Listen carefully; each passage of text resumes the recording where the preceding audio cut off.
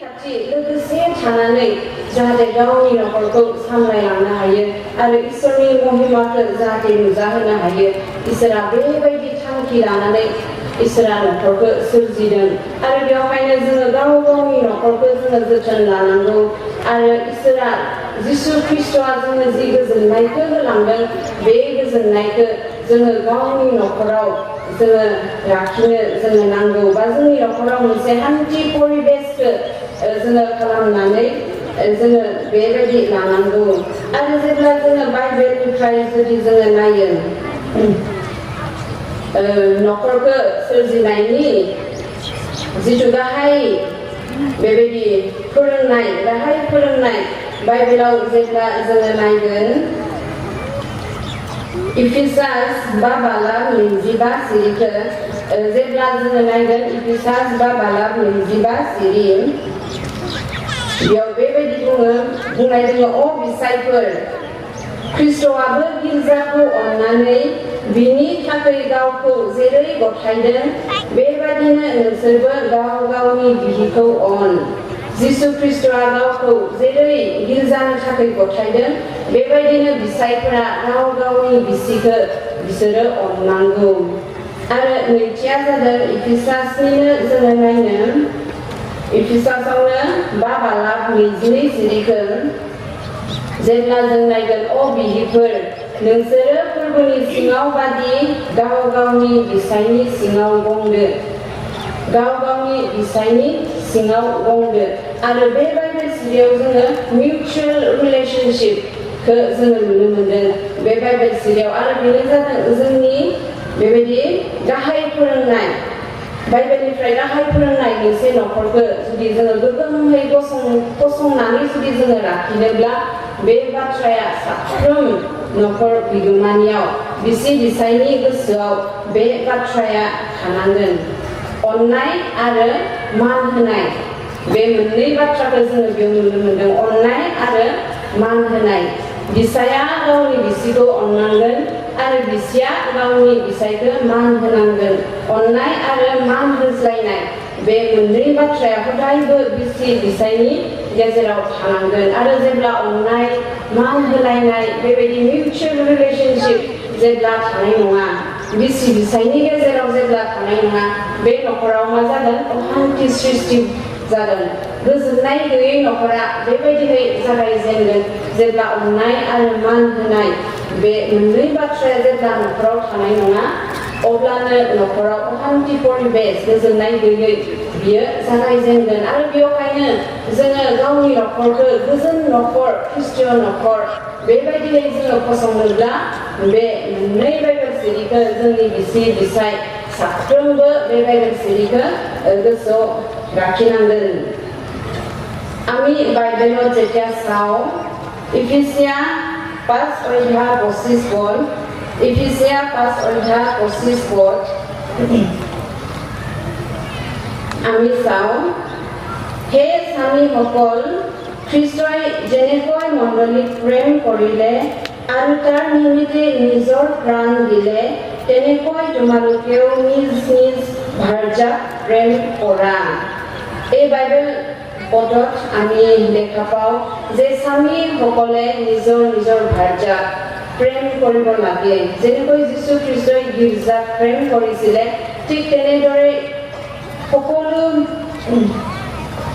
সকলোকে নিজৰ ভাৰ্যাক তেনেকৈ প্ৰেম কৰিবলৈ ঈশ্বৰে তেনেকুৱা আদেশ দিছে যীশু খ্ৰীষ্টই তেনেকুৱা আমাক শিকাইছে আৰু আমি চাওঁ ইফিছিয়া 5 অধ্যায় 22 পদ ইফিছিয়া 5 অধ্যায় 22 পদ আমি চাওঁ হে ভাৰ্যাসকল তোমালোকে যেনেকৈ প্ৰভুত তেনেকৈ নিজ নিজ স্বামীৰো বহিবুত হোৱা ইয়াত আমি দেখা পাইছো এই দুটা বাইকত আমি দেখা পাইছো যে এজন স্বামীয়ে নিজৰ ভাৰ্যাক যেনেকা প্ৰেম কৰিব লাগে আৰু এজন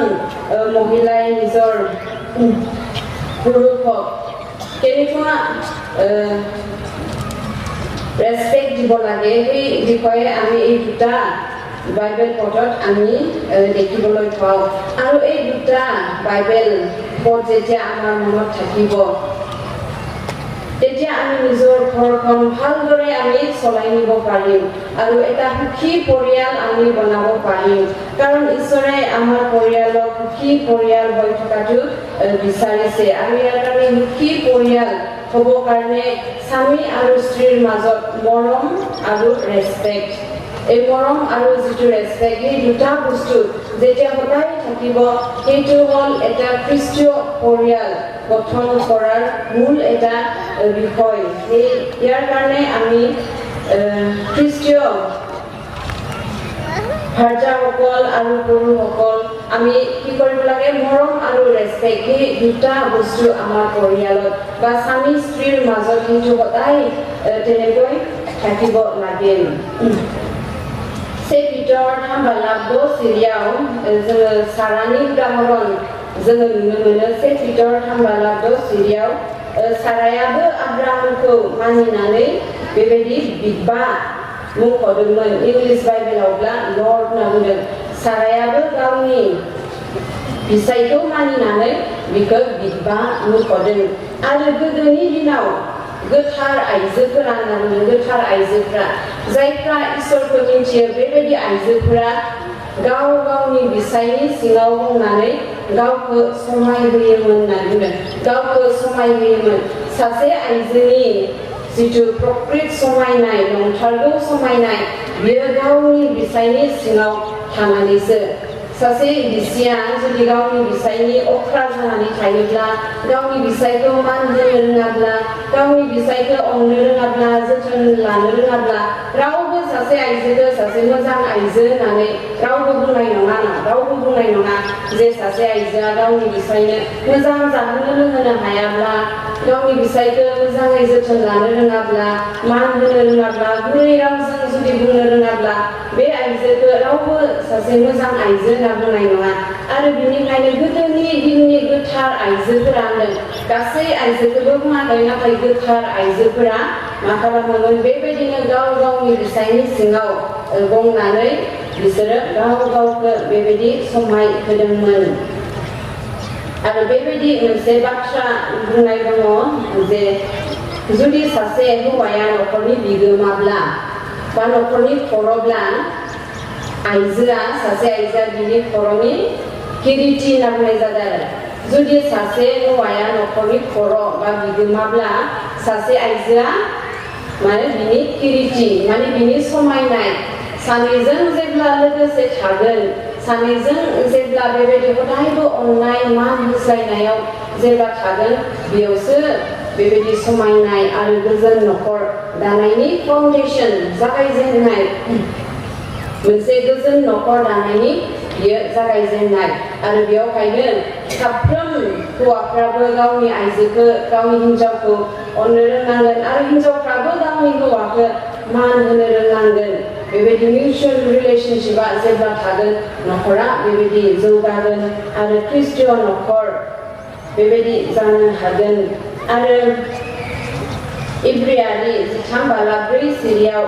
बेबायदि बुंदों जे बिहि बिसाय फोथायज्लायनायाव थाथारनांगोन होनना बुंदों बिहि बिसाय सानैजों फोथायज्लायनायाव थाथारनांगोन आरो फोथायनायानो गैयाब्ला बे न'खरा न'खर जानाय नङा ख्रीष्टीय न'खर बेबायदियै जानाय नङा आरो बेवहायनो बिहि बिसाय सानैबो हदायबो बेबायदि फोथायज्लायनायाव थानांगोन प्रथम पिटर 3:6 प्रथम पिटर 3:6 ইয়াত সাৰাৰ বিষয়ে লিখা আছে কিয়নো অতীতৰ যি ধাৰ্মিক নাৰীসকলে ঈশ্বৰত ভৰসা ৰাখিছিল তেওঁলোকেও সেইদৰে নিজৰ নিজৰ স্বামীৰ বহিভূত হৈ নিজকে বিবেচিত কৰিছিল এই বাইবেলত আমি দেখা পাওঁ যে অতীতৰ ধাৰ্মিক নাৰীসকল বুলি কৈছে অতীতৰ ধাৰ্মিক নাৰীসকল নিজৰ স্বামীৰ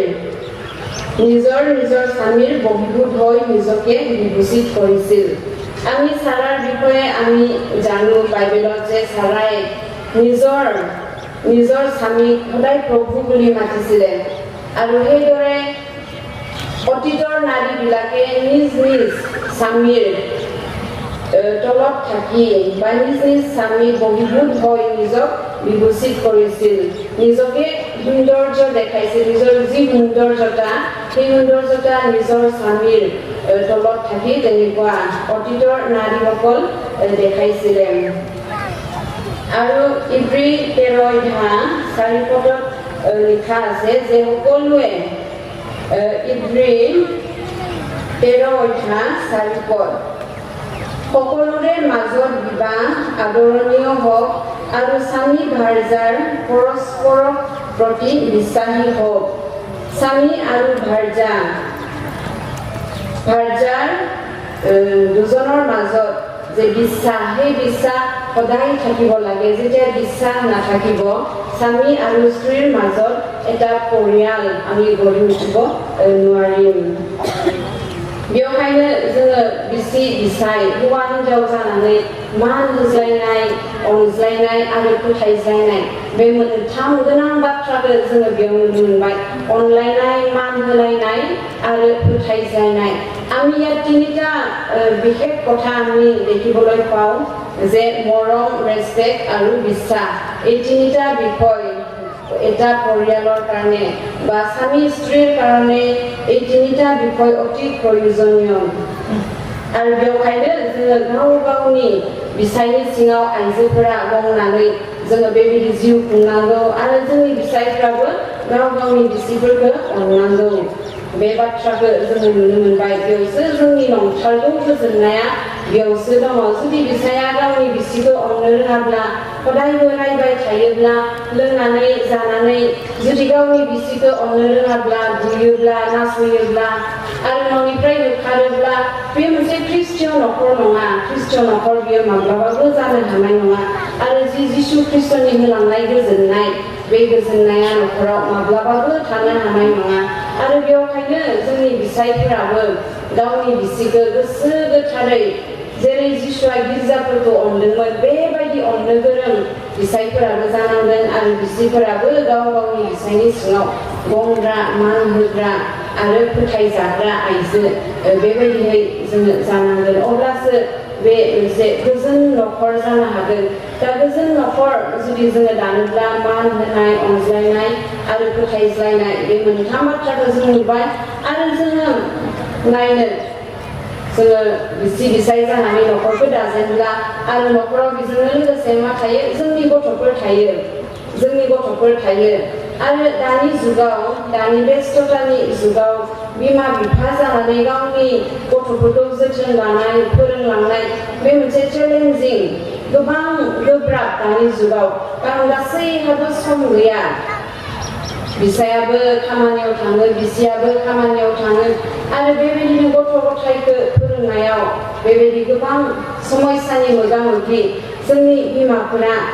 जानो गोनां जायो। बोसोन बिजाब 20:6 बेवहायनो बुंदों माब्रै थांनानै थानांगौ बिखौ गथ'नो फोरोंदो, अब्लानो गावनि थांनानै थानाय समाव गोसोखांफ्लायगोन। माबायदिहाय गावनि गथ'खौ जोङो फोरोंनांगौ बिनि गुबै बाथ्राखौ जोङो बोसोन बिजाब 20:6 जों नुबाय जे माबायदि थांना थानांगौ जोंनि गथ'फ्रा बेखौ गावनि न'खराव फोरोंनांगौ। आरो बेबायदि मोनसे बाथ्रा बुंनाय दङ जे जोंनि न'खरा माबायदि न'खर जानांगौ। जोंनि न'खरफ्रा बेबायदि मोनसे गिर्जा न' जानांगौ जेराव इसोरखौ मान होनाय जायो, जेराव सेथि इसोरखौ जायगा होनाय जायो। आरो जोंनि न'खरफ्रा बेबायदि न'खर बा बेबायदि मोनसे स्कुल जानांगौ जेराव बेसिक लेसन्सफोरखौ फोरोंनाय जायो। आरो जोंनि न'खरफ्रा बेबायदि मोनसे फोथायजाथाव जायगा, मोनसे मोजां एटमस्फियार गोनां, मोनसे मोजां बेबायदि परिबेस गोनां न'खर बेबायदि जानांगौ होननानै बुंदों आरो जेब्ला जोंनि न'खरफ्रा बेबायदि मोजां परिबेस गोनां सेथि इसोरखौ मान होग्रा न'खर आरो बेबायदि मोनसे स्कुल जागोन जेराव मोजां बाथ्राफोरखौ फोरोंनाय न'खर बेबायदि न'खरफोर जागोन अब्लासो जोंनि न'खरा ख्रिस्टीय न'खर जोङो लुखांनायाव बियो जोंखौ गोबां बेबायदि हेफाजाब खालामगोन दिनै जुदि जोङो इसोरनि बाथ्राखौ जुदि गथ'नो फोरोंनो रोङाखैब्ला जोङो माखौ फोरोंदों जुदि आत्मिक आहारखौ गावनि गथ'नो जाहोनो रोङाखैब्ला दिनै नोंथांमोना गावनि गथ'नो मा जाहोदों दिनै जोङो गावनि गथ'खौ दिनै देहा लानानै बोलोग्रा खालामनो थाखाय जोङो गोबां बेबायदि मोजां जानाय आदारफोरखौ जोङो जाहोयो जाहाथे जोंनि गथ'आ मोजाङै जाहाथे देरो मोजां देहा सास्थ्र लानानै जाहाथे देरो बेवहाय जों मा खालामो साबसिन जानाय आदारफोरखौ जोङो गावनि गथ'नो जोङो होनो थाखाय जोङो हास्थायो नाथाय हसायैनो जोङो दिनै गथ'फोरनो मा जाहोदों जोङो नंगौ जोङो ओंखाम जाहोयो जोङो मोजां फिथाइ सामथाइ जाहोयो बे जादों देहानि थाखाय जाहोनाय नाथाय आत्मिकनि थाखाय जोंनि गथ'फोरनि आत्मिक जिबननि थाखाय दिनै जोङो गथ'फोरनो जोङो मा जाहोदों बे जोंनि थाखाय मोनसे साननो गोनां बिसय जोङो गावनि गथ'फोरनो आत्मिक जिबनाव देरलांनो थाखाय जोङो मा जाहोदों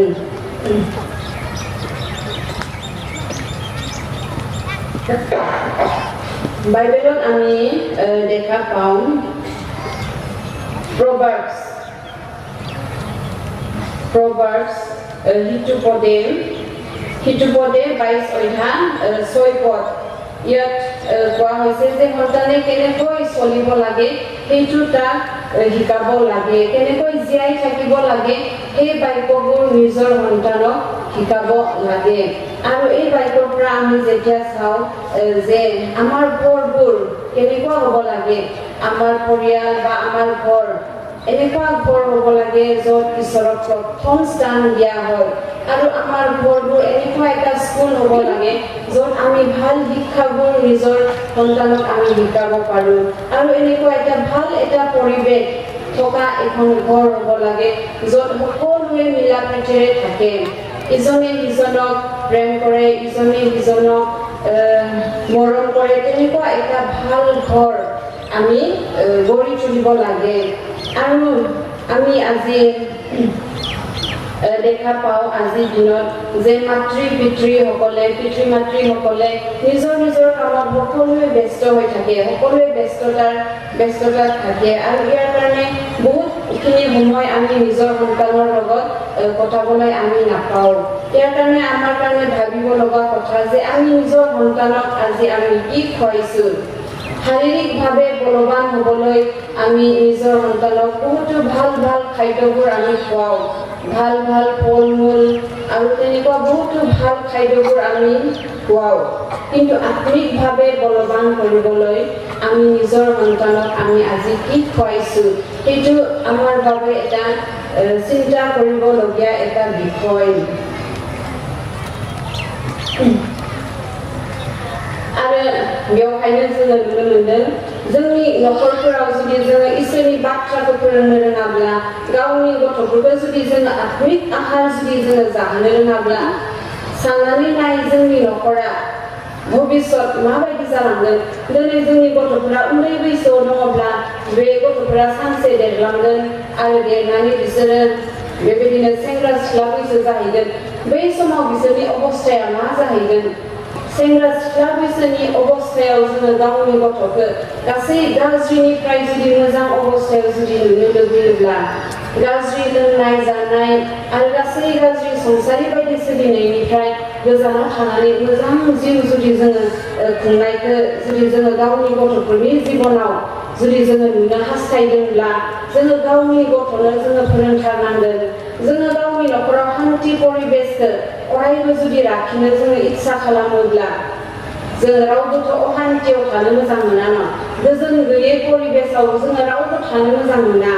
जेराव नांलायनाय बुलायनाय जेराव गाज्रि मोनलायनाय बेबायदि परिबेसाव थानो जोङो माब्लाबाबो मोजां मोना आरो बेवहायनो बे परिबेसखौ खालामनानै लानो हागोनाबो बे नों आंहासो बिमा बिफायासो बेखौ खालामनो हागोन आरो बेवहायनो जोङो बिमा बिफाफोरा मा जानांगौ हदायबो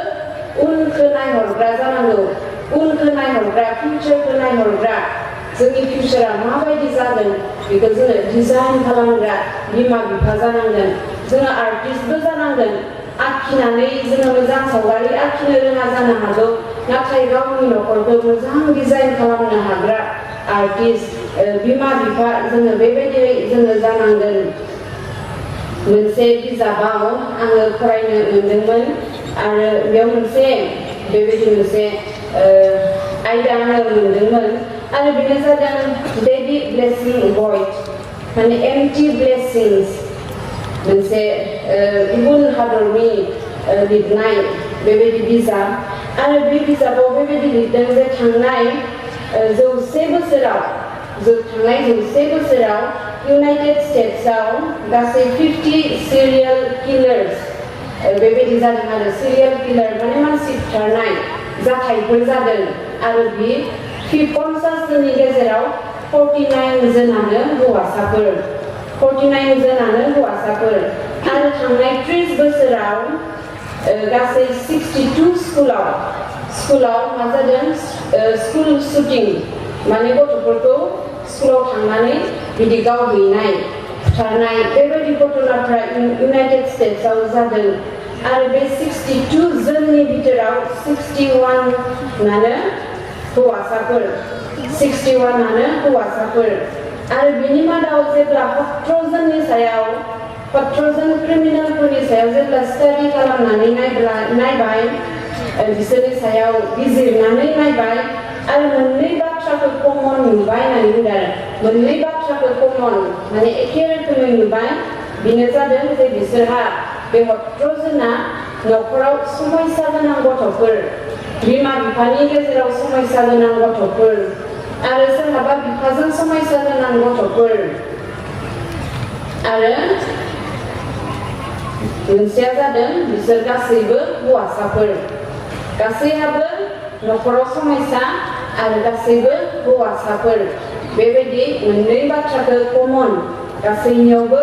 एखे नुबाय आरो बेवहायनो बुंदों इफिसास 4 सिरियाव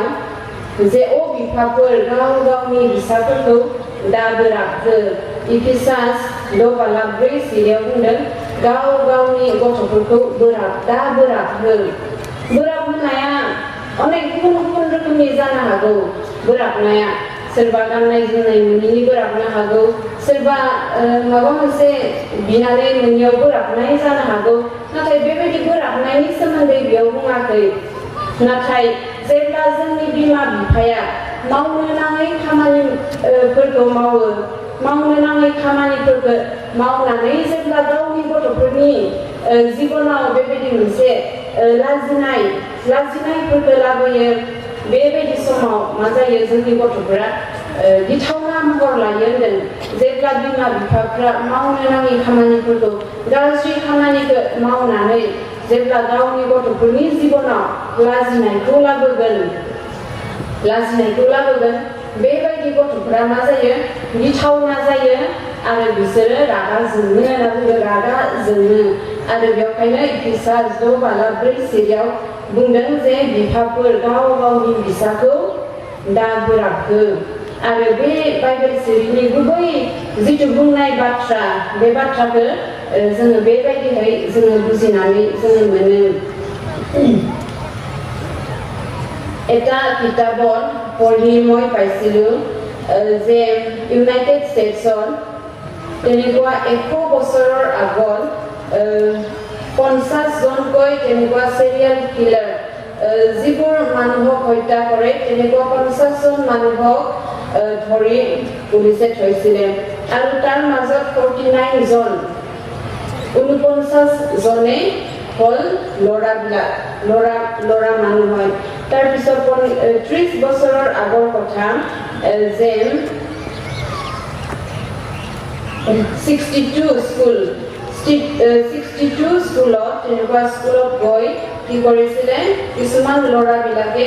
সৰু সৰু ল'ৰা ছোৱালীবিলাকক তেনেকুৱা হত্যা কৰিছিলে বন্ধুক লৈ তেনেকুৱা হত্যা কৰিছিলে আৰু তাৰ মাজত দেখা গ'ল 62ৰ ভিতৰত 61 জনে হ'ল ল'ৰাবিলাক আৰু সেই ল'ৰাবিলাকৰ ভিতৰত 17 জনৰ বিষয়ে যেতিয়া পুলিচে সন্ধান উলিয়ালে জানিবলৈ চেষ্টা কৰিলে তেনেকুৱা এটা দুটা বিষয় পালে যে ইহঁতৰ পৰিয়ালৰ সমস্যা থকা আৰু কি হ'ল আটাইকেইজনে ল'ৰা হয় এই দুটা কথা সবৰ লগতে একে 17 জন মানুহৰ লগত এই কথা সবৰ লগতে মিল খোৱা হৈ গ'ল আৰু ইয়াৰ কাৰণে ইফিচিয়ান 6 অধ্যায় 4 পদত যেতিয়া আমি চাওঁ ইফিচিয়ান 6 অধ্যায় 4 পদ হে পিতৃ মাতৃসকল তোমালোকে নিজ নিজ সন্তানবিলাকক খং নুতুলিবা কিন্তু প্ৰভুৰ শাসন আৰু শিক্ষাত তেওঁলোকক প্ৰতিপালন কৰা যেতিয়া পিতৃ মাতৃসকলৰ দুজনৰ মাজত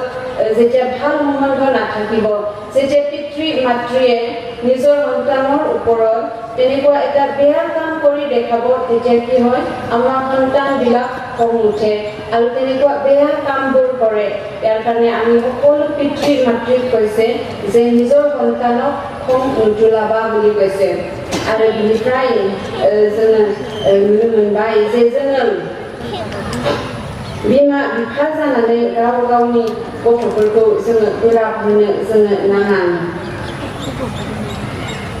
दायो आङो जि बिबानाव दङ बिबिसिआव प्रेयार एन्ड काउन्सिलिं